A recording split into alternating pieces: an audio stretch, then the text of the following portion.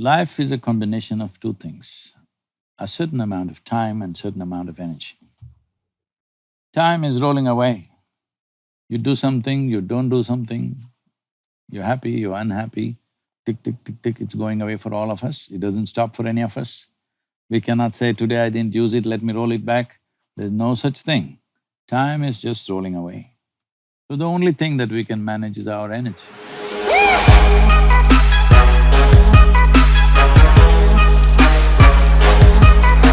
I feel like we should start with just a deep breath, because this is the biggest audience of Impulsive we've ever had. There's a lot of people here because the guest today is very, very special. So if everyone could join me in just a quick inhale and exhale, I feel like that'd really just help break the ice.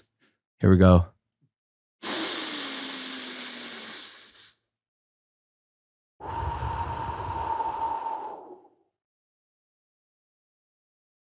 I'd love to start the episode, but I do hear a plane coming. Hold for plane? Maybe we could just wait till after that plane passes. That will happen throughout, the course of the day. We could probably go. We could probably run it? Yeah. All right. Welcome back to Impulsive, the #1 podcast in the world. That's the statistical fact. I know what you're thinking.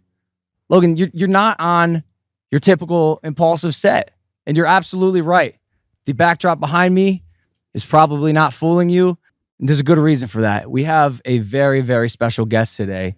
One of the biggest crowds we've had as well. There's got to be, 700 to 1,000 people. Closer to the latter, I'd Yeah, say. standing behind the cameras right now. Hit that subscribe button, guys. I'm going to say before this episode starts, take out a notepad. Honestly, this could be one of the most impactful, impulsive episodes we've ever had with one of the most special guests we've ever had. And it's actually why we're sitting outside.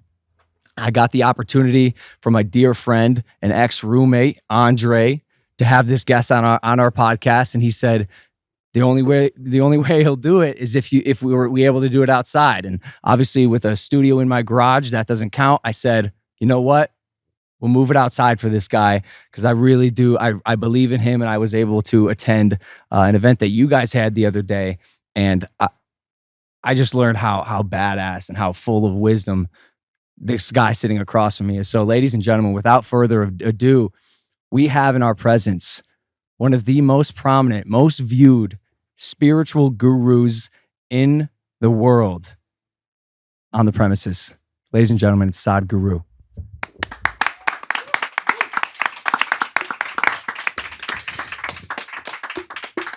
I want to get into how you started this spiritual journey. I found that fascinating when I listened to you speak at Andre's. You were 25 years old. Mm-hmm. Still am. Still am, I could tell. Multiple successful businesses. And you were praised in the town as being a man of success, a man who had made it. And I probably should let you tell the story about your life. Again. I asked, I'm sure you've told this story so many times, but our audience hasn't heard it, or some of them may have not. And I know when I first heard it, I found it fascinating. So maybe just a brief introduction of how you got started into knowing everything in the universe. I'm serious. He has all the answers. Wait till he starts, bro. So, this happened to me when I was just about 4.5 years of age. Suddenly, one day I realized, actually, I don't know a thing. Don't know a thing means just don't know anything. If somebody gives me a glass of water, I would be staring at this glass of water for hours. Because I don't know what is water. I know how to use it. Even now, you know how to use water, but do you know what it is really? 2 hydrogen molecules and 1 oxygen. Really? That's textbook nonsense. But what are molecules? But what are atoms? Like that? Right now, 2/3 of the planet is water, covered with water, covered by water rather. It is available in all the 3 states. It's liquid, solid, air, gaseous, everything. Wherever if we want to search for life, we search for a drop of water. Somebody finds a drop of water, a trace of water in Mars, and now we think life is possible. So this is the very basis of our life. But do we know what it is? Actually, with all the scientific exploration, we do not know a single atom, we know how to use it. Even the invisible atom, we know how to break it, how to fuse it, how to make a bomb out of it, how to kill everybody from it, but we don't know what it is. We don't know what it is. So if I find a leaf, I'm staring at it for 4 hours, 5 hours. If I sit up in the night, I'm just staring at darkness for hours. My father, being a physician, he started thinking that I need psychiatric evaluation. Doctors, you know. Same with Mike's dad. He was right. Yeah, maybe. So, see, oh, it's him, I thought. So, in this condition, they sent me to school. My mother said, you must pay attention to the teachers, you're always at something else. So I went and paid attention to the teachers. The kind of attention that they had never imagined anybody would pay to them. Nobody had ever paid that kind of attention. I sit there and I know their past, present and future, staring at them, staring at them, staring at them. Sometimes somebody said, don't stare at me like this.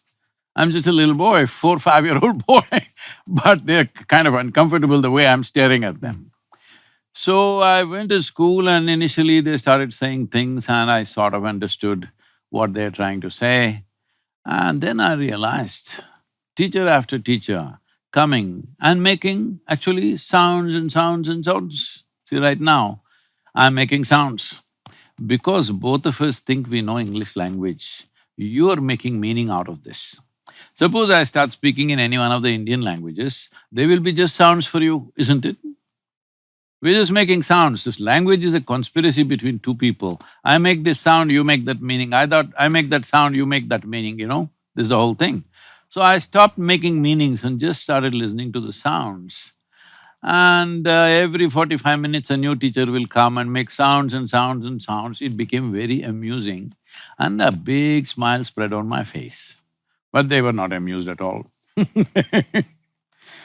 So I saw that there was no point and I went to school only when it was absolutely necessary. The rest of the time I had more interesting explorations in the world. So one day it happened, now about 11 years ago, this school where I studied almost 45 years ago or more, they came to invite me for their 125th anniversary, school anniversary. I said, see, please, why me? I was not just a bad student, I was not even a student, I only came when it was absolutely necessary. Why me? They said, see, our school has produced ministers in the cabinet, our school has produced sports stars, our school has produced cinema stars, but you are the only mystic, so you must come. I said, okay, and I went. I went there and stood up in the quadrangle to speak. I looked around, same oppressive buildings. And then I looked at this particular room and then I remembered, I was around 12 years of age. One afternoon, because at that time I'm in this condition, I don't know anything. If I pay attention to something, I can't take my eyes off it. I'm just looking at it, still trying to figure it out, what is it? So they can't get my attention. So he asked me a question, something. I just look at him, I don't even hear the question, okay? I hear sounds, I don't make meanings out of it, something. Everybody's blabbering something all the time. So I just look at him and he tries to get an answer from me for about 35–40 minutes. He tries hard to make me say something. When I don't know anything, what is there to say? So I was in that condition at that time. For many days I wouldn't speak because there's nothing to say. What is there to say? I don't know a thing. So I was just looking at him. After 35–40 minutes of frustration, he got so mad. He came and held me by the shoulder, shook me violently like that and said, you must either be the divine or the devil. I think you're the later. Well, I was not insulted or abused by this. My problem is, what is this, what is that, what is that, what is that? One thing was clear, this is me. This guy confused me about this also. I look like this, what is this? Is this divine or devil? What the hell is this? Suddenly I didn't know what is this. Till now I was okay. I did not know anything about anything, but I knew this is me. Suddenly this guy confused me. So that is when I started sitting with my eyes closed, trying to see, what is this? Well, it took a few years, another 12, 13 years, before I realized, what is this? And what was that? Huh? What was that? See, right now, what you call as myself is largely the boundaries of your body. We can do an experiment, actually. Can you? Sure, let's do it. So, you hold both your hands together, and with your eyes closed, what you do is you intensely rub it like this for about 30 seconds, as intensely as possible. It's gonna get hot. I don't like this. I really don't like this. Sadhguru, my skin is burning. Now hold your palms about 4 inches away from each other.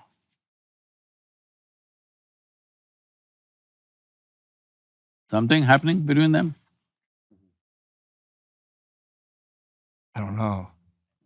Some kind of sensation happening between them? Yeah, my hands are hot. Not about hands being hot, between the two palms, is there something happening? I don't know. Please try it again, not with pressure, but with speed. Yeah.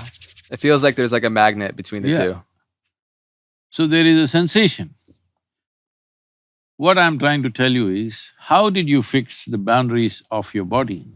See, right now, do one thing, take your right hand and touch your left hand. Is that you? Is that you? Yeah. Yes. Touch the chair on which you're sitting. Is that you? No. How do you know this? I don't I know. can get off of it and walk away, and the chair. Oh, this a whole lot of people have walked away from their body, haven't they? What about all the dead people, huh? Don't they come back on Halloween? I think the most important notion here is to understand that human experience is 100% self-contained, which you talk about No, very often. That's not what I'm saying. See, right now, you're fixing the boundaries of who you are only from the boundaries of sensation. Where there is sensation, it's you. Where there is no sensation, it's not you, isn't it?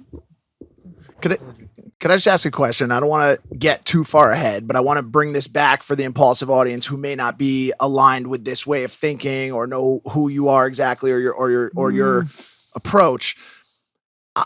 I have always been one to have a tough time with all of this. Me and Andre have had many conversations about it. I'm open-minded to it, but at the end of the day, I always have a Verizon bill to pay. I have health insurance that needs to be You paid. go to the phone bills. No, if you don't use the phone, there are no bills, actually. Okay, great. Right. But I love that. But I've got bills to pay. I've got to earn money. Let's come to the Verizon later. Okay. Right now, first of all, how do you define who you are and what you are? Essentially, whatever is within the boundaries of your sensation is you. Whatever is outside the boundaries of your sensation is something else, isn't it? See, right now, this water in this vessel, is this you? No. Before paying the Verizon, you need to drink water. all Correct. right? Yes. Is this you? No, it's not. It's not. It's not. No. See, like I said, Yes, it's hard for me to listen, even get on your level to answer the question, no. is the water in the glass me? It's No, not I've you. been taught that the Yes. water in the glass is not me. Yes, but if I'm you trying drink it, here. if you drink it, will it become you? See, that's where I don't know. No, right Yes? now, two-thirds of your body is water. So it does. It is me then. It is you. But then Okay. is it still you in the toilet after you pee it out as well? That's up to you to decide. Okay. Then you'll get flushed Well, out. What are you gonna decide? Well, if I feel like it's more kind of goes through, you know what I mean? Like a No, car. it doesn't go through, please. needs- Hello, it's not like gas. I know, it's not like gas or engine oil. Here, your body is a certain composition of food that you've eaten, water that you drank, and the air that you breathe. Yes or no? Yes. No, So I agree, right yeah. now, we're just using water as an example. Yeah. If it's here in this vessel, it's definitely not you, it's 100% clear.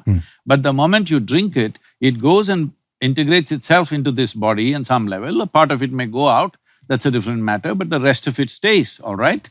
So now that it is here, this water which is in this body, are you not experiencing this as myself? Yes. Yes or no? Yes. May I ask a question? And a no, like this is a legit question. I'm very new to this. No. And I just want to know. You're not new to life. I'm only asking you simple I questions. wouldn't about be too life. sure. I don't know. Sometimes I wake up and I'm like, okay, I'm here today. My question is this: if the water is me and I drink the water, No, I didn't say it's you. I just asked you a question. oh, okay. So is it or is it not? Was it? Well, he's in the middle of a spiel, bro. He's not done yet.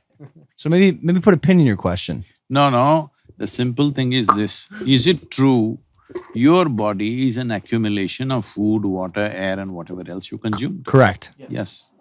So similarly, the water is here, it's not you, you know that. But the moment it's inside, you experience this as myself, isn't it? Why? Because it's within the boundaries of your sensation. So your idea of who you are is only because of the boundaries of your sensation. If you touch this, you know this is not me. If you touch this, you know this is me. Because here there are sensations, here there are no sensations. But boundaries of your sensation can be stretched. Simply if you did this, you will feel sensations between your arms, between your palms. Well, you have heard somebody had an unfortunate incident and they chopped off somebody's leg, and still the experience of leg is still there, though the physical leg is not there, because there is a sensory body. As there is a physical body, there is a sensory body. This sensory body, how large it is depends on how intense your life energies are. If your life energies are very effervescent and intense, your sensory body becomes larger than your physical body. Why everybody is rubbing each other all the time is because they want to experience somebody else as a part of themselves. If your sensory body became as large as this space, you would experience everybody here as myself. This is what you're thinking is love, this is what you're thinking is sexuality. All that's happening is your sensory body, because of a certain moment of exuberance, has expanded. Because it's expanded, somebody feels like they're just a part of you at that moment. So now, what yoga means is, you make your life energy so exuberant, it takes some work. You make it so exuberant, if you sit here, the entire universe is a part of you, because your sensory body is stretched like that. So your whole experience of life as to what is you and what is not you is determined by where there are sensations, it's you, where there are no sensations, it's not you, isn't it? Correct. Where I was going with that question, I'm trying to phrase it the right way, is just Just that change the phone company. leave the phone, forget the phone company. We don't need phones, right? I guess Anyway, in half the country, that phone company doesn't work. right. Got it. Where I was going with it is just that I think to a lot of people that listen to this conversation, this is the conversation itself and the entire thought process is viewed by many people as a luxury that many people don't have the time, the ability to sit in and to understand, where does my life force end? I have 4 kids. We live in a 1-bedroom, apartment in New York. You shouldn't have made 4 kids if you have only 1 bedroom. Right. Okay. simple Okay. thing. Cool. Well, I get it. Now we're talking about the morality of parenthood. I get it. But what I'm saying is, people find themselves in circumstances whether they plan to be there or not, and life has a way of dictating how much energy we can devote to this type of extracurricular. Some would call it paranormal. Some would call it, theoretical thinking. You should not. Let me ask you this question. No, 1 second. You should not put labels on things that you don't understand. Perfect, You just say, right now I don't have time, I don't have energy to do that, I will come to that, okay? Okay. But don't put names on this, that this is extracurricular. It's not No problem. extracurricular. It is most fundamental to life. If you want to live a sensible life, it's important that you know at least what is the nature of your existence. Without knowing the nature of your existence, if you try to handle this, you'll make a fool of yourself with the world. Right. So now that we know that, Got it. and you ran us through that, now that we know the nature of our existence. No, we don't. No. I thought we just went through all this. I'm the water that I drank. No, you don't come to a conclusion like that. It is opening up one possibility. This is for you to wonder, what is the nature of my existence, which he thinks is a luxury. I'm saying it's like this. You want to handle something, let's say you want to handle this camera. You know nothing about it and you handle it. What will you produce, I'm asking? It's probably some horse shit. Yeah. Yes, that's what life is for most people, that's what he's saying. Horse shit. In one room they had 5 children. Why? There's one room, you should know what to do. I'm with you.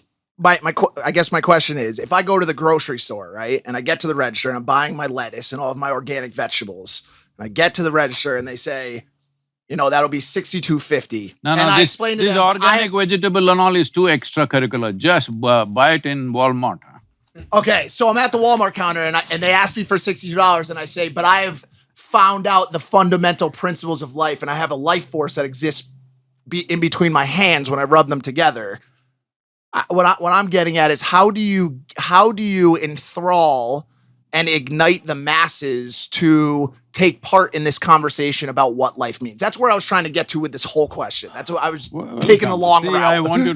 I want you to understand, you're dismissing a whole lot of human beings as masses. There are no masses, there are individual human beings everywhere. If you have the patience, if you have the compassion, if you have the involvement, even if you go into the slum, there are individual human beings. There is no slum dwellers there. Hello? Yes or no? Yes. Yes. This mass of people, there's no such people. There are individual human beings. Every one of them is concerned about his or her life. Every one of them want to live well. I'm saying, if you want to use the camera well, the first thing is to read at least the instruction manual, even if you don't go for a training, isn't it? Hello? Correct. Isn't it so? Yes, So sir. I'm just talking about the instruction manual for such a complex machine that's been given to you. The most sophisticated technology on the planet is this one, the human mechanism. Without knowing a thing about it, if you think you can handle it well, you cannot. If I can just interject here real quick, I think that for me, when it comes to spiritual seeking, it boils down to the question of who am I, right? What is the nature of my existence? And the pointing, right, is to understand who I am, I have to first understand who I am not. And so I feel like he was touching on most people are so identified with their mind and their body processes, and they think that is them. And so I think what he was trying to do is give a distinction as to the separation of who you are and what your mind and body are. See, that is one aspect. First of all, I'm saying, if you want to conduct anything well, will you conduct it well if you know everything about it? Or will you conduct it well if you know nothing about it? The former. That's all. Yeah. You want to stand in the grocery line. If you are smart, you will never stand in the grocery line. I have not stood in a grocery line for years. All right, for decades. Right. Why? Because you're Sadhguru. It doesn't matter, but somehow you will not end up doing basic things for the rest of your life. You will get to do something better. Because every human being is wanting to do something better, wanting to do something bigger, wanting to live bigger, yes or no? Yes, but I don't think many human beings are willing to activate on their desires. I say this all the time. Everyone wants bigger, better, Yes, faster, that's the whole thing. more expensive, more valuable. They are only complaining like this. Right, but aren't willing to do what it Those takes who are to make willing it happen. to understand what is the nature of their life and act upon it. So the curiosity that would lead to the answer to that question, and it sounds like what originally drove you to meditate on that mountain. Because I know, again, at 25 years old, there you had a spiritual awakening where you said every cell in your body was some sort of ecstasy. You had no sense of time, and you kept having these revelations. And one time you sat outside for 13 days. And you opened your eyes, you thought it had been, what, I think you said 25 minutes? So did that sense of curiosity, is that what led you to go down the path you went? See, we must understand, it is intrinsic to human intelligence to want to know something more than what is there. If you leave your dog out here, he's just sniffing out everything. Even he's curious, he wants to know everything that's there in this garden. What's wrong with the human beings? The only thing that's wrong is they've arrived at too many conclusions, either because of religious beliefs or philosophical beliefs or ideologies or some nonsense that they've concluded, and they've lost the sense of the intrinsic nature of your intelligence is wants to expand, wants to know. This is not somebody has to teach it to you. This is natural. You leave a child, it wants to look at everything, isn't it?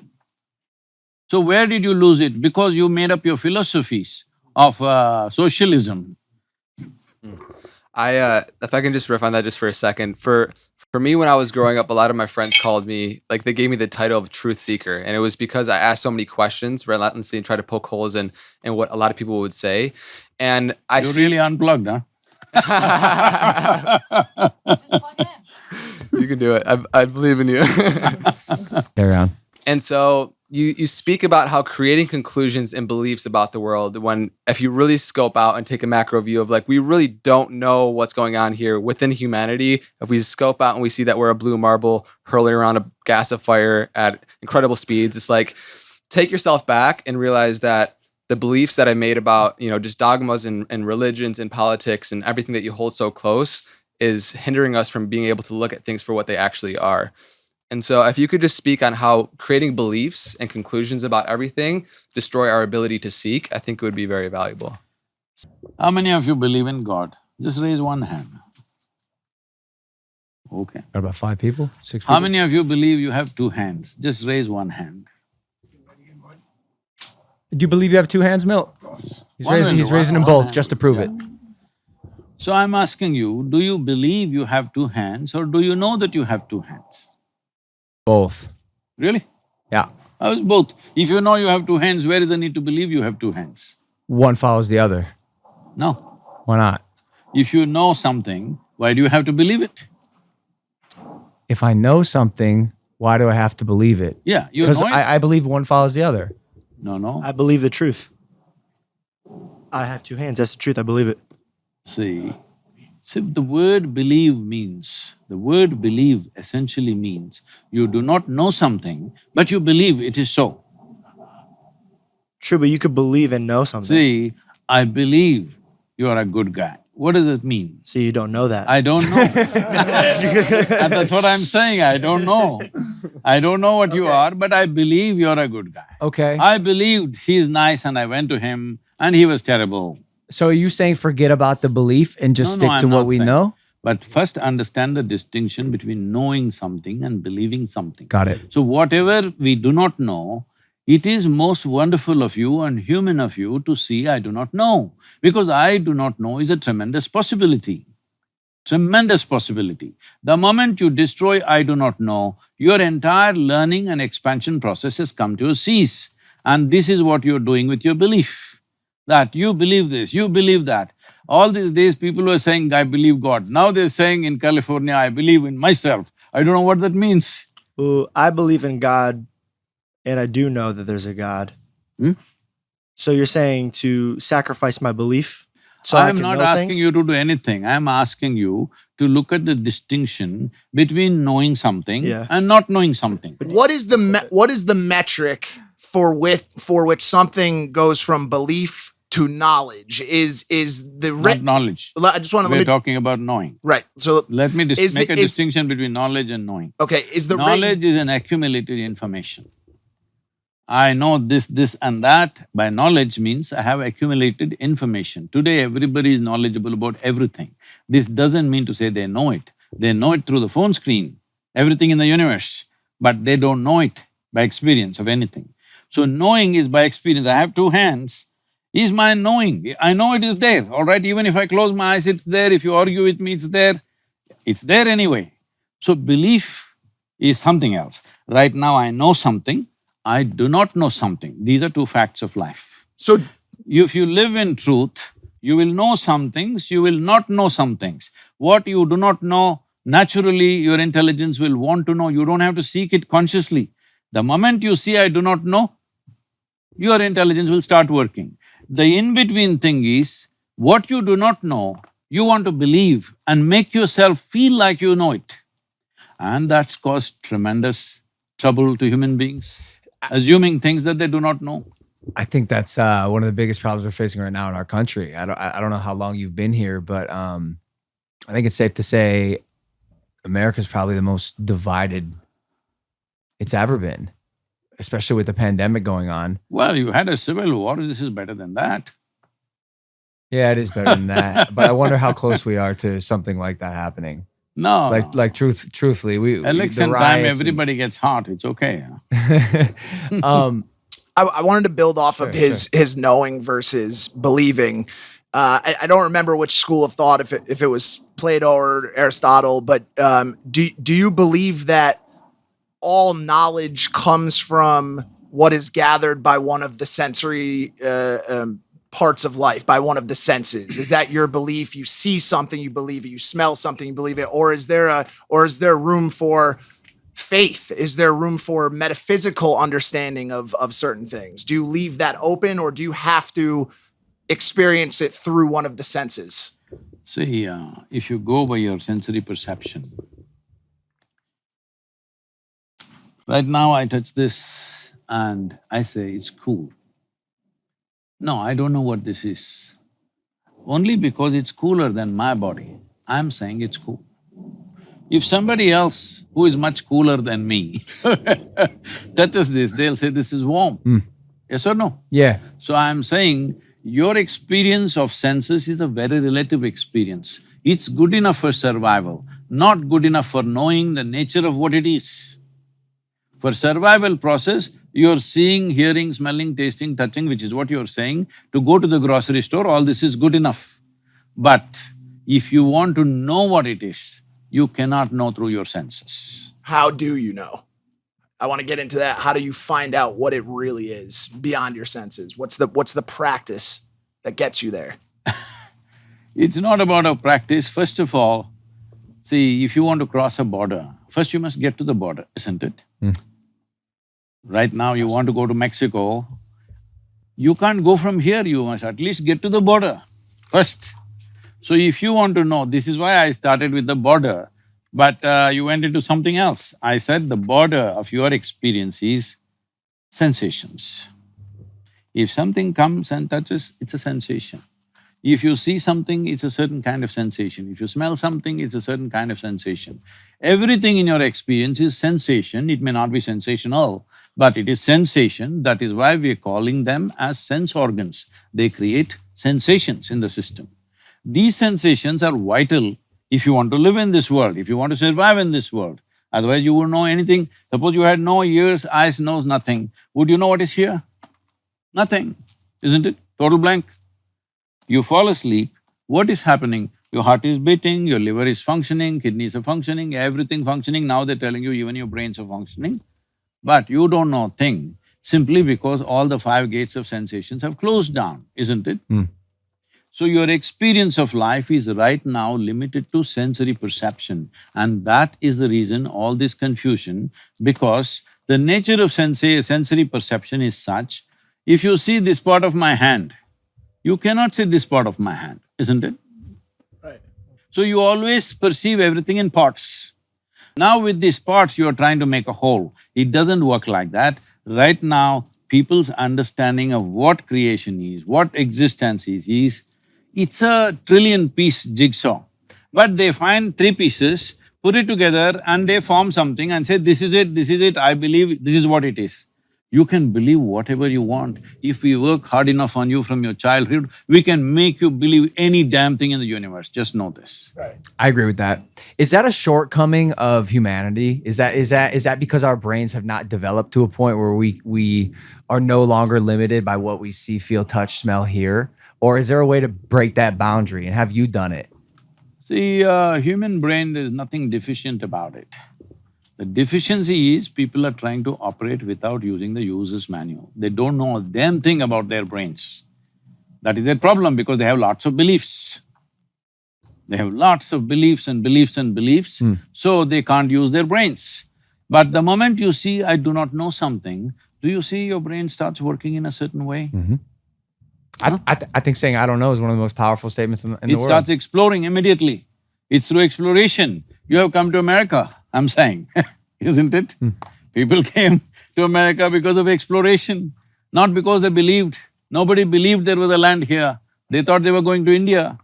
Yesterday somebody asked me, what is your experience of, that Columbus landed in America and called the people here Indians? What do you think about it? How do you feel? I said, I'm glad he didn't land in India, but I'm sorry he landed here.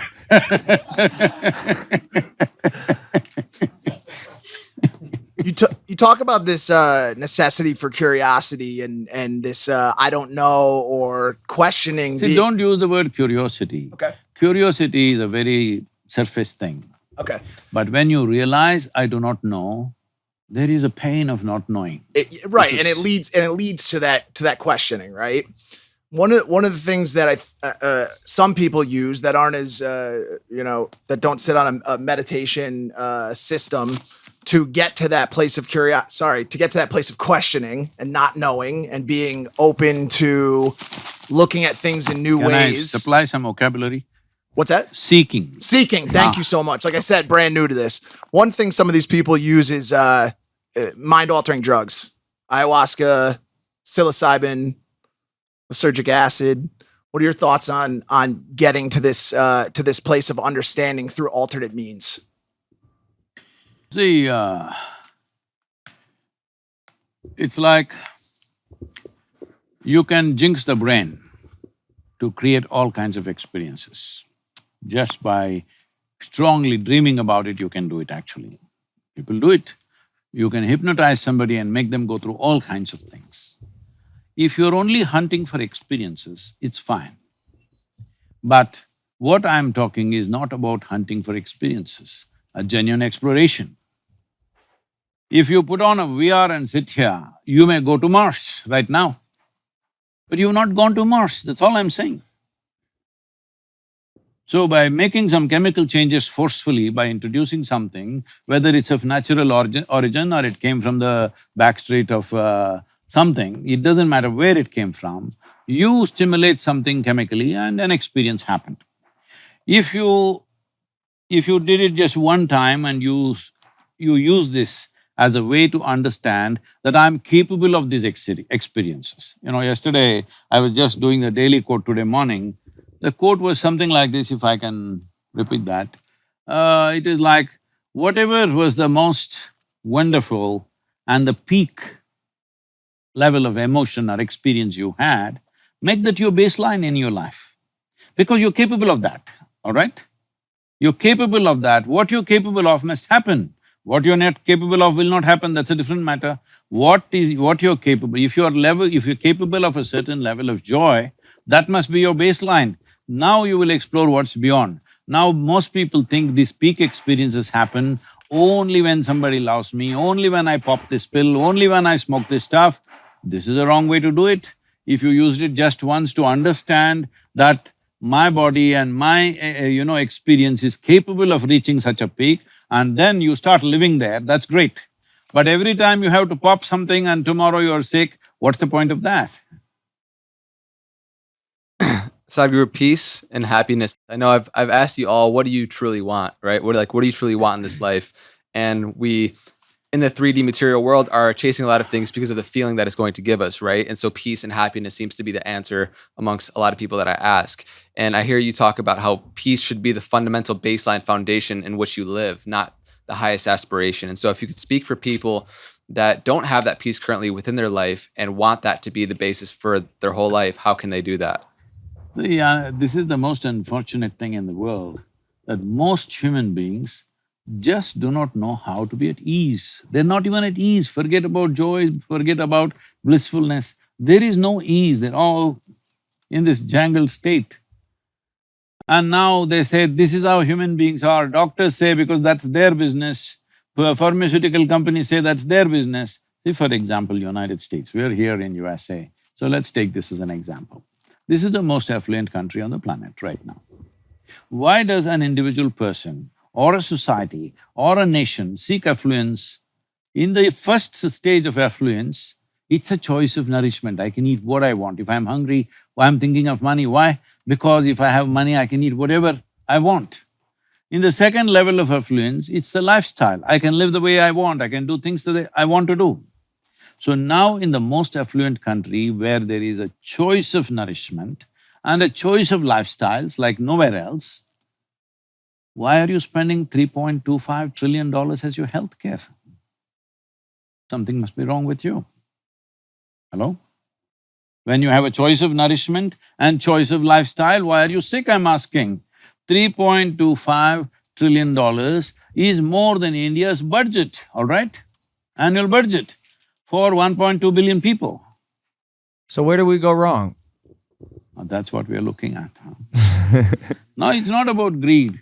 The problem is, without understanding, if you do not know how this camera functions and you use it, I'll assure you this is going to break down in 3 days. Yes or no? One who knows it, they may use it for a lifetime. One who does not know it will break it in 3 days, yes or no? Yep. That's all you're doing. Yep. No, it's not about them. You are in charge of your life, you don't know, think about this. Because you think by fixing the outside world, everything will be okay. Because roads are done, bridges are done, airplanes are flying, you think everything is done. No. A human experience essentially happens from within you. Outside conducive atmospheres we want to create, that is there. See, it's like this. If you look at it, he articulated this in one way. Essentially, what is it that you want? You want pleasantness of the body. If body becomes pleasant, we call it health. Do you want it? So badly. Yes. So bad. If it becomes very pleasant, we call it pleasure. If mind becomes pleasant, we call this peace. If it becomes very pleasant, we call this joy. If your emotions become pleasant, we call this love. If it becomes very pleasant, we call it compassion. If your very life energies become pleasant, we call this blissfulness. If it becomes very pleasant, we call it ecstasy. If your surroundings become pleasant, we call it success. Only to create your surroundings in a pleasant manner, you need the cooperation of all these people. But for pleasantness of body, pleasantness of mind, pleasantness of emotion and energy, it is 100% your business, yes or no? Yep. So only to create pleasantness around us, we need… because there are many forces involved, we need help from them, we need cooperation from them. Otherwise, anybody can make it nasty right now.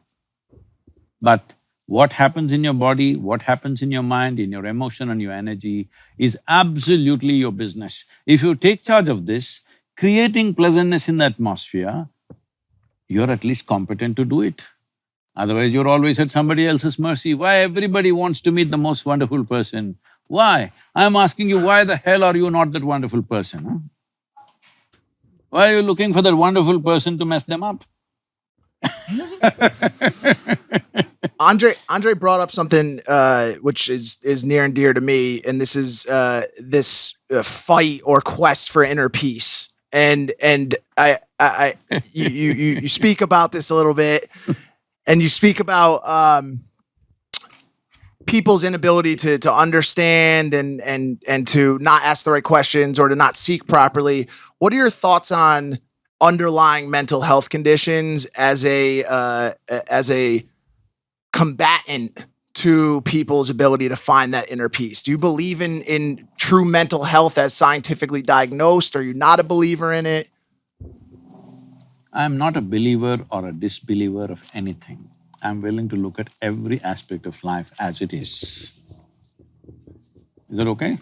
Everything's Because okay. Who am I to say that it's not okay? No, Sadhguru. because you're continuously coming back to belief. Do you believe this? Do you believe that? I don't believe a damn thing, nor do I disbelieve anything. What happens when you die? I love that laugh. Why are you making me die? Why don't you ask that question What with happens yourself? when I die?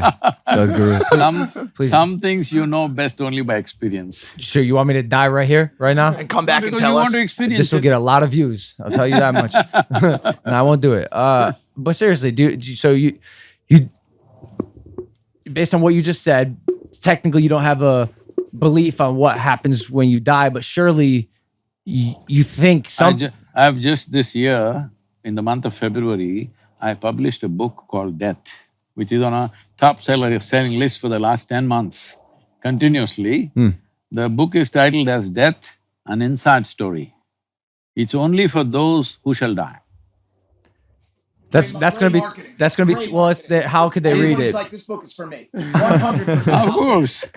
And Great marketer, Sadhguru. What happens when I die? Well, maybe not me, but like, does one go to heaven?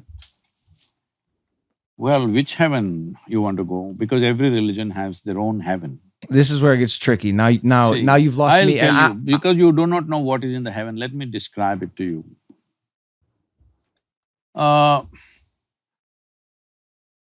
In the Hindu heaven, food is very good. If you're a foodie, that's where you must go. In the other heaven, there are, long white gowned ladies floating in the sky. You like that means you go there. That one's Mike's. I like food. In another place, you will encounter virgin problems. If that's what you're looking for, you go there. But what do you have to do to go there? You got to die first. That's an important thing. When you die, depending on your culture, we will either bury you, burn you, cut you and throw you to the birds, do something with your body. Because this body is a piece of this planet. When your job is done, you must put it back. If you've not done anything eco-friendly, at least this much you must do, put the damn body back. Some people are talking about going to Mars with it, all right? You must put it back, that is one sensible thing to do. I'm telling everybody in United States, I know I will become very unpopular. Why are you wasting cutting a tree when a man dies? At least plant a tree, because you make good manure. have you seen those sacks? Have you seen seriously? Yes, I know. There's these sacks you can place your body in and a tree will grow I out know of it. you don't need a sack also. In India, we just wrap them in a cloth with salt and everything and we put them there and plant a tree. All right? I gotta ask you, is Mars out of play? Like in the way of that you seek? How can I ask this question properly? Like if I get buried on Mars, is Mars out of play? Your body material, unless you want to be exported to another planet, this material you picked up from this planet, when your job is done, it's best to give it back because it's just a loan. Well, some girls… Mother Earth gave you this body thinking that you will use it for your well-being and put it back when your job is done. You want to steal it and run away somewhere. Well, some girl at Whole Foods once told me that I was just made of stardust. She was very convincing of it. She said, we're all just stardust. All right. I guess you're wrong. But wait, I guess what I'm getting at is this, like Let's finish this. okay. So, these are all different offerings in the heaven. Sure. But this thing is you must die first. When you die, we put your body here no matter what. In which form we put it somewhere, either in a sack or a box or whatever, we put it here. So you went to heaven and you don't have a body. Now what do you do with good food and virgins, I'm asking? Oh, if you have no body, how could you take advantage of the good food and the virgins? I thought it was just like it's like spirit food. Well, here's why this is tricky, because say you die at a very young age. Seriously, this is where I get confused. What goes to heaven? Your soul? Great. Is your soul, Which soul, right or left? the left sole on my shoe? Is it the soul? Something unfortunate happens, a 5-year-old dies. Does the soul of the 5-year-old go to heaven or hell as a 5-year-old soul? Does it go as the soul at the age you passed away? There is no line between what you know and do not know. That's why all this confusion. Right now, you do not know the nature of your existence, but you're talking about a soul because somebody told you so. I'm not questioning whether it's true or not. All I'm saying is you do not know. Hello? I have no idea. Something may be true, but you do not know. That's the important thing, because unless it comes into your experience, it's not there, isn't it? See, right now, if I close my eyes and sit here and doze off, all these people don't exist because they're not in my experience, isn't it so? It's only what is in your experience which is true for you. Rest you're just assuming. If you concretize your assumptions, that's called belief. Are you afraid of dying? Do I look like that? It looks like you're a person who loves life. See, life is not my decision, life has happened to me, okay? If we were able to cause life, that's different, we didn't cause it. Something much bigger than us caused life for us. Now, it's your business to see that it happens at the highest point. Because you've been given an intelligence, you've been given a capability, you must see it happens at the highest point. When I say highest point, not in a social context, but within you, you must be at your peak. Otherwise, you're a wasted life. Can I take a You second? have concerns that you have to pay your Verizon's bill, so you go with a long face on the street. No, the thing is just this. Right now, the only and only and only thing that you have is life. Rest is all your assumption. I think, you know, from religion to responsibility, from solace to solution, I hear in these conversations, and I'm really curious with the privilege that we have right now in this gathering and with Logan's influence and the influence of many people that are watching this, they don't know where to begin. It seems like a lot, and it goes over their head. And so, No, Vicky, it's very easy to make it very clear where to begin. Unless you hop in between things like this. Right now, standing in the grocery queue is not even on his mind, all right? He's just throwing it because he thinks that is a philosophy which will counter everything. I want to tell you, I become a strong activist when I'm just 12, 13, and at 14, 15, I'm thinking of joining armed struggle.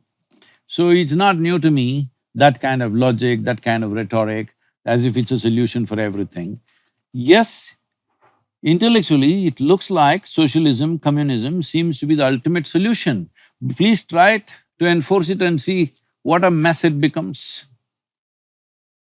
Go and see in other parts of the world where it's become an absolute mess, all right? So this is not because I like something, you dislike something, it's not about that. Ultimately, when it comes to life, what really works for maximum number of people, that is the important thing, isn't it?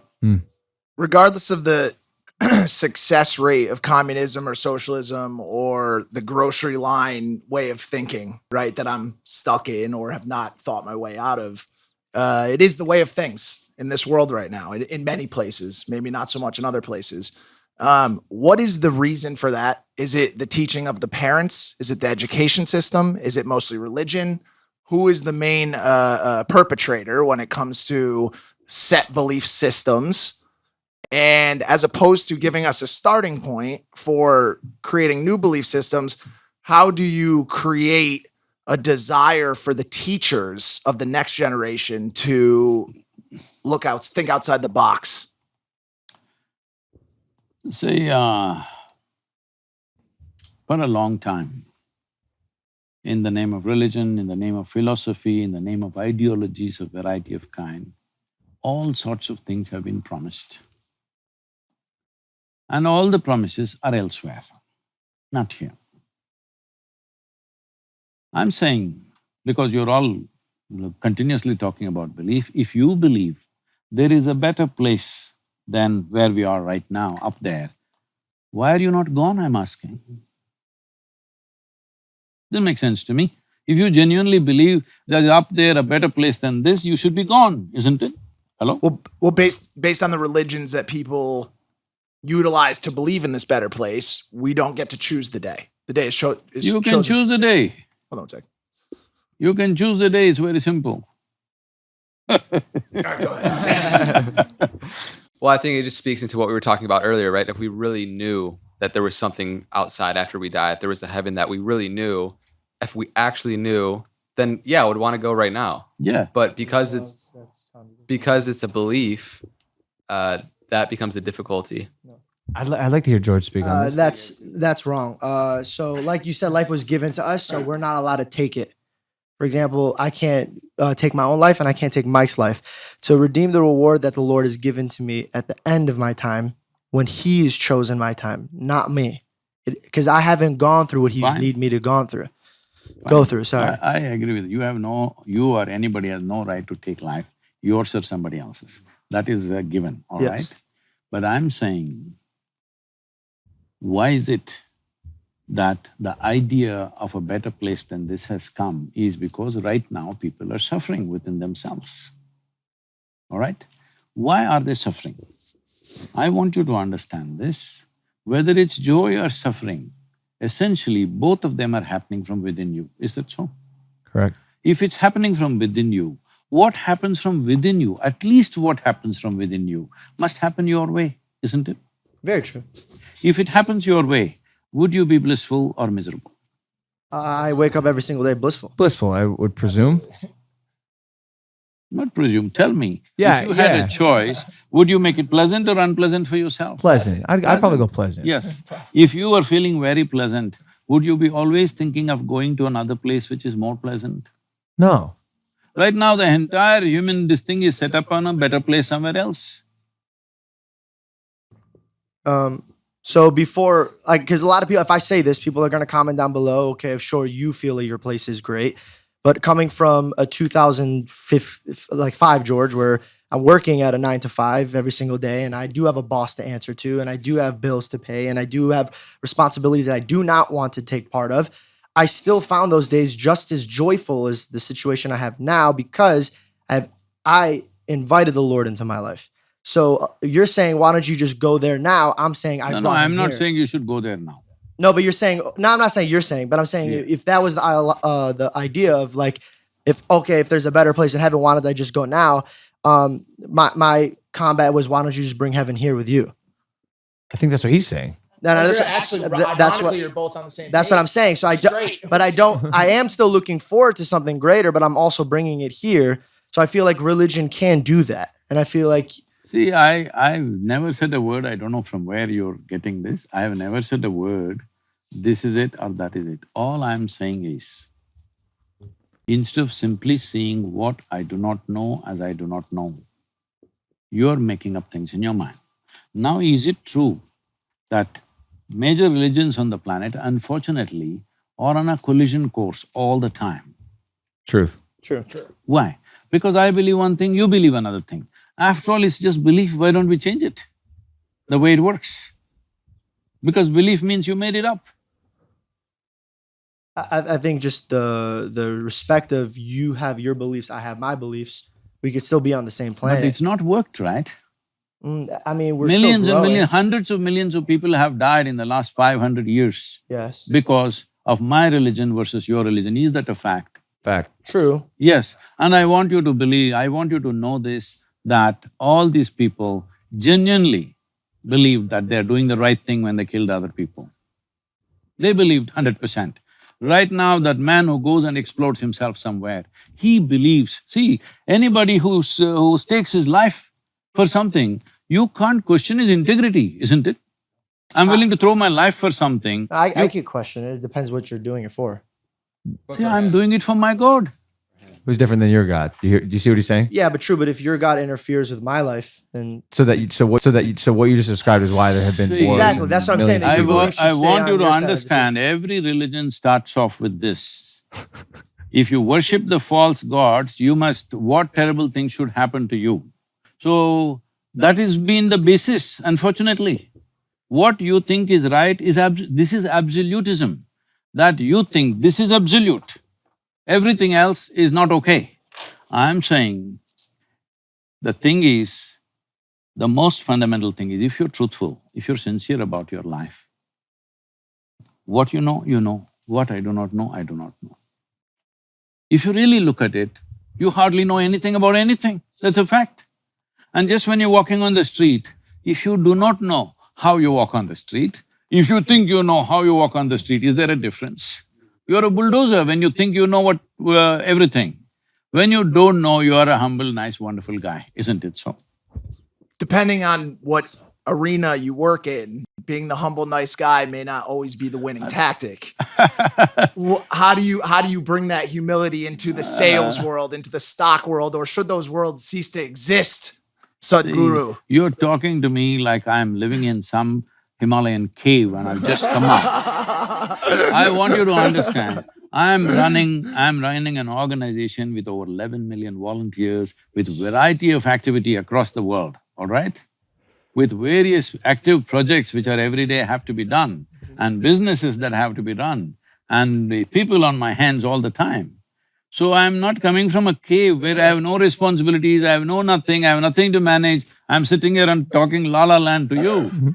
Come on. So I guess what you're saying is these exercises, these practices, this seeking is something that could be layered into the lives of just about anyone.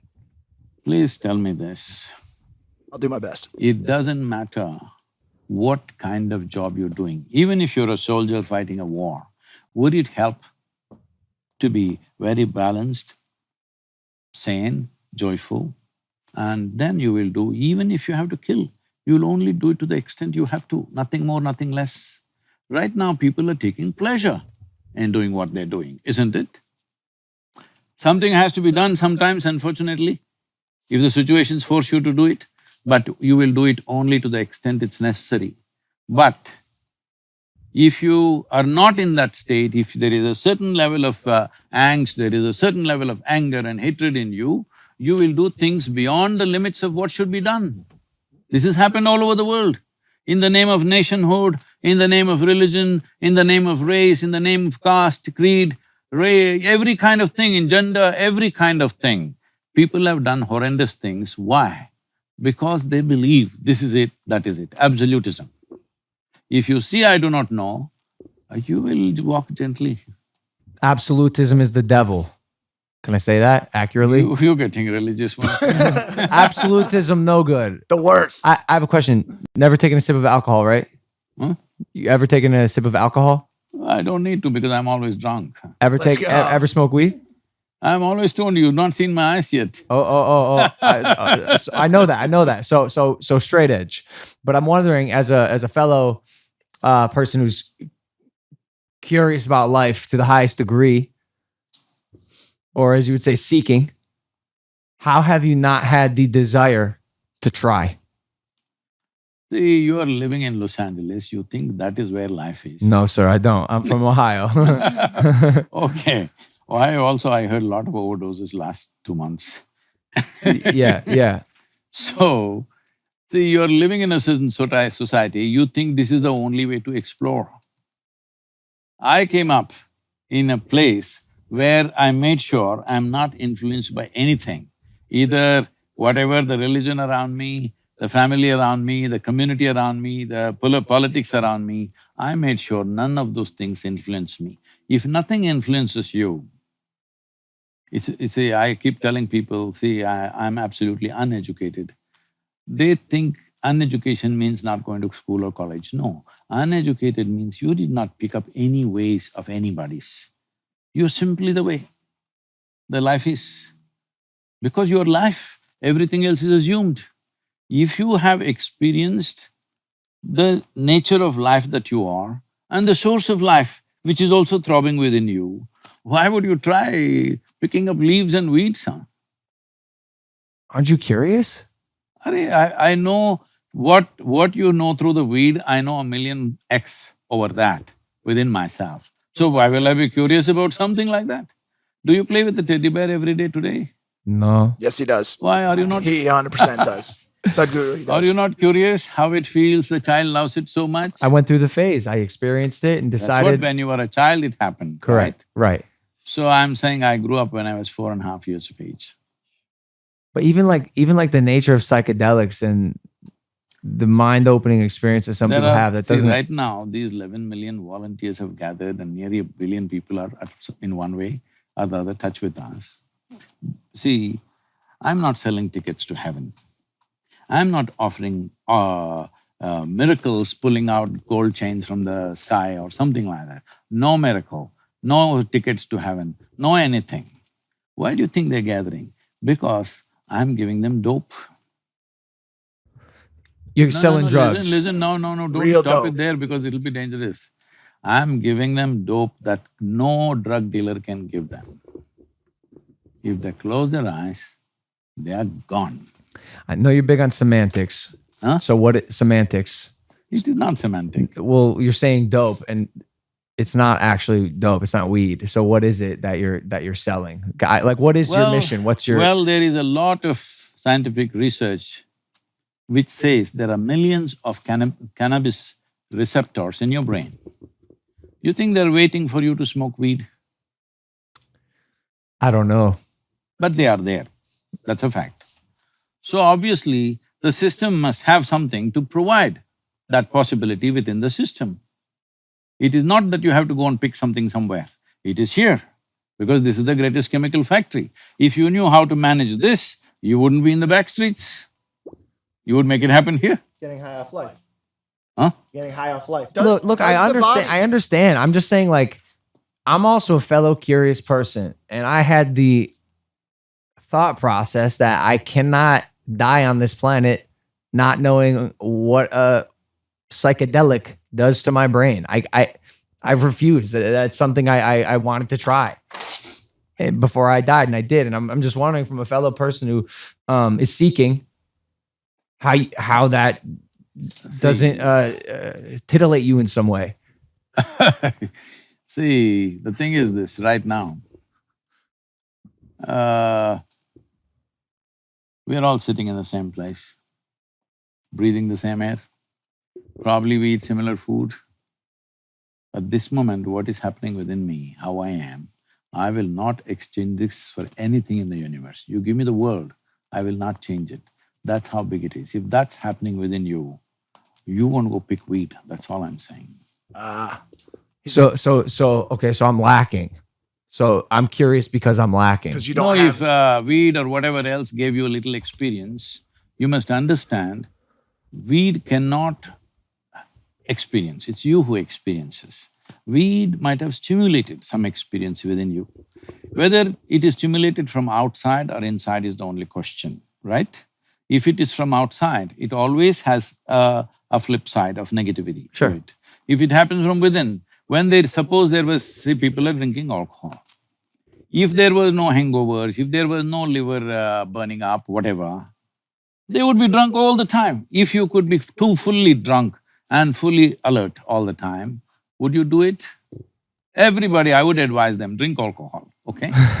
Right now, that's all I'm telling you. There is a way where you can be fully stoned and fully conscious at the same time. I believe you.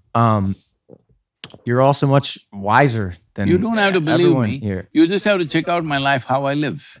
But I'm saying, surely you are in your early 20s, and I know, like, you grew up in the 60s. So before you had the spiritual enlightenment, there wasn't a part of you that. Well, he said he aged at 4. So So you're saying that us intoxicated, we're at a level of here, but you sober are here, and you're teaching people that, from your past conversation, you're saying that if you wanted to try it once to tell your body you could be here, that's fine. But if you're going to consistently take it here, that's wrong. You shouldn't be using a substance to get you to happiness. See, the choice is this. Suppose, let us say, the compound wall of this house is 25 feet tall. You've not seen anything outside of this, you always lived here, it was quite okay. Mhm. But one day you went on a trampoline and jumped up and you saw there's a whole wide world out there. But for a moment and you came down. You again want to leap? This is addiction. You want to leap and have a little glimpse. So, what we do is, we don't put you on a trampoline because we know you will fall back. We teach you how to build a ladder. Nothing romantic about it, nothing exciting about it, building a ladder. You build a ladder, climb across the wall, the job is done. What if I told you that acid Made there be no wall? What if I told you that acid knocked that wall down into a pile of rubble that you never had to climb a ladder over ever again? That's not true. My question is, why build the ladder if you never experienced the trampoline?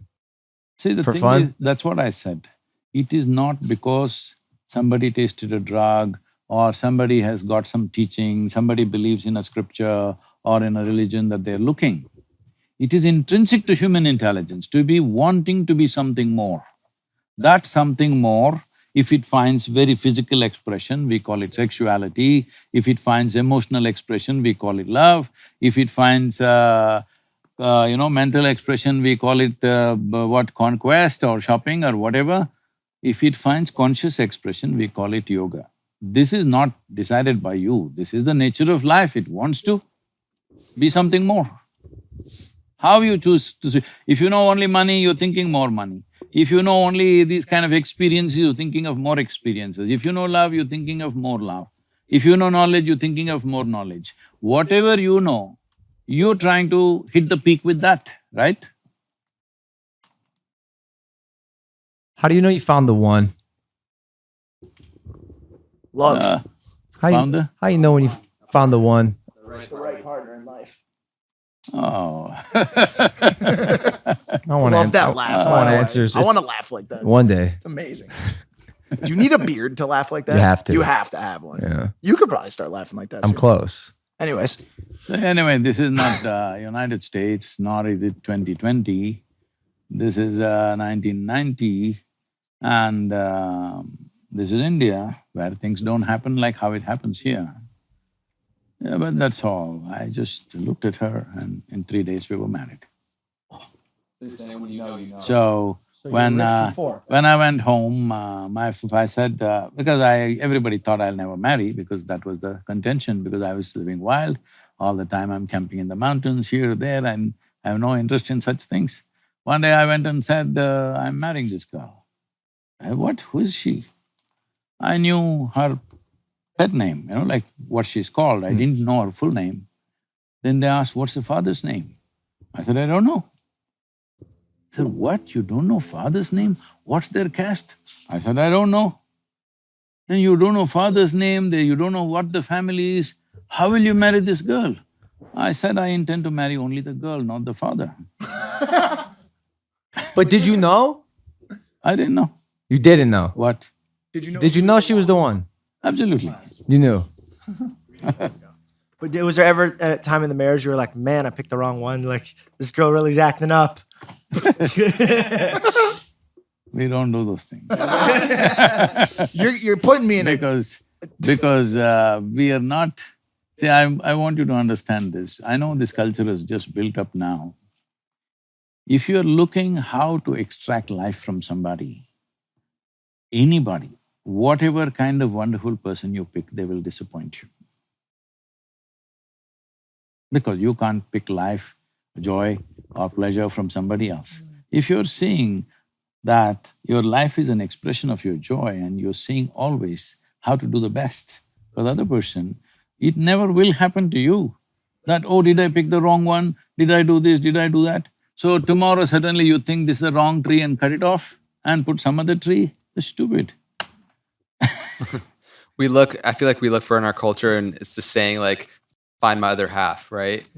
Which in a sense is saying that we're incomplete by ourselves, right? And we're looking for joy in another being. And I think that's really the key, is just finding that if we can have two wholes come together, right? And so we're coming in union and relationship to not extract joy from one another, but to share joy within one another. And these guys become wise. Because of you. I've read quite a few of your books. How are we on time? I mean, I could probably sit here and ask questions all day. Well, he's probably got places I to need go. I need some answers. Have you seen The Matrix? Which pill would you take? Which pill did you take? Or did you not take a pill? Have you seen The Matrix? Let's start there. The movie? Well, I am the Matrix, huh? You are the Matrix.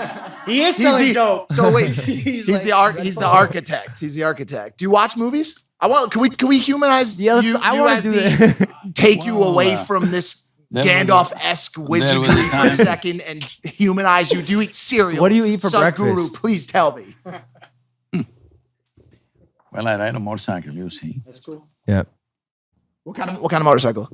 Well, I have a 1600 GT. It's a BMW. Fantastic. Holy My dad has that motorcycle. He loves it. He loves it. He said he sold a pickup truck that I bought him to buy the motorcycle. He didn't tell me he sold the pickup truck and used the money to buy something else that I didn't give him. So I understand the love for the motorcycle. What'd you have for breakfast this morning? Today. No, I just had brunch in the morning, not breakfast, because I normally get to eat only one meal a day, so What'd you have? it's an Indian food. Indian food. What's your favorite American movie? Favorite American movie, maybe Roman Holiday. Roman Holiday? God dang it, I don't know. I me either. I have no idea. Suck, man. With a word. I nodded my head like I knew, but I had How do you stay cool with so much clothing on? Because I'm cool. Okay. Very cool. Very cool. Very cool. Perfect answer. What's the favorite spot you've been to in the United States? I don't go by favorites, but in the last few days, what I've ridden through, like the Arch National Park, the Bryce Canyon, and the Zion Valley, oh, these are most amazing places. As nature goes, you turn. Yep. Most incredible. Have you ever had a near-death experience? All the time, How many? huh? Too many to recount. What was the scary? Always, people always said, if there's no danger, Sadhguru cannot exist. So always he's creating dangerous situations for himself. Me too. I punched a window yesterday. I got 9 stitches in my arm because I found out a Pokemon card was fake. Do you know about Pokemon? I've heard, I don't know what that is. It's a good investment. It's a good investment. I think we have time. I think we have time for one more question, just due to Sadhguru's time. Again, I can't just like the privilege that we have here with this platform, with Logan's audience, and the millions and millions of followers and people that will watch this. Is there something that, advice or something that you see in Logan that you think would be most beneficial, that would impact people in the most positive way? I know there are many things. Well, compared to a lot of people, he's very alive. If he channelizes that well, the good possibilities. Mm-hmm. But in the mode that you guys have taken, I don't know whether you guys will channelize now or much later in your lives, because life is a combination of two things: a certain amount of time and certain amount of energy. Time is rolling away. You do something, you don't do something, you're happy, you're unhappy, tick, tick, tick, tick, it's going away for all of us. It doesn't stop for any of us. We cannot say, today I didn't use it, let me roll it back. There's no such thing. Time is just rolling away. So the only thing that we can manage is our energy. Our energies we can manage in such a way, either it is, makes your life very profound. These are two aspects when it comes to life. One thing is to make your experience of life very profound. Another thing is your activity must be impactful. I think you guys are overly focusing on your activity being impactful, not invested on making your life profound. Because right now you think acid will make you profound, smoke will make you profound. Well, it gives you a facade. I didn't say that. I asked you. All right. Question. All right. So I'm saying it doesn't make your life profound. In fact, it makes you frivolous, and it is also possible. I'm telling you, during my time, I'm saying when I was in university, 13 of my friends, over a period of 7-8 years, 13 of my friends died. Some to drugs, overdosing, some riding motorcycles too wild, not knowing where the limit is, trying to ride like somebody else, all right? You can ride to your limit. You can't do what somebody does. Somebody else may be doing something else. You must ride to your limit. You must know where is your limit and you stay on that edge and see how to push that edge. But you don't try to do what somebody else is doing right now. So like this 13 of my friends in 7-8 years' time, about 4 of them to drugs, remaining 9 of them to motorcycles, they lost their lives. They're all wonderful riders, they rode with me for many years. They're all… It's not like in United States, okay? This is like sitting on a microwave, riding in United States. There is nothing, just put it on the cruise and you sit. This is not like that in India. You're riding, an elephant can be on the road, all right? And you need to be super alert and intuitive to ride at a certain speed. These are good guys, very good at what they're doing. But somebody drinks and drives, rides. Somebody thinks he can smoke and then ride, smoke up and then ride, like these kind of things. Or somebody, at any cost, he wants to go ahead of somebody, whatever. Essentially, not calibrating your energies right. Those who died, died. Many others, they became accountants, they became lawyers, they became something else. They're all my age now. When I look at them, they're all successful people. They got money, they got wife, they got kids, all this, but no life in them. So this guy has got some life. Let's see how he handles and manages his energy, because time will run anyway, whether you like it or you don't like it. Today gets over, tomorrow happens, tomorrow gets over. It's happening to all of us. So these are the only two ingredients you have, time and energy. What you make out of your energy is the profoundness of your life and also the impact of your work. Please, all of you, make that happen for yourself. First and foremost thing is life should become profound in your experience. Then how you impact people, you don't have to worry. Whichever way you do it, it'll be for the best. But if you live on the surface and try to impact people, sometimes you will do good things, sometimes you will do terrible things to people, maybe with good intention. Because most horrible things on this planet are done with best of intentions, not with bad intention.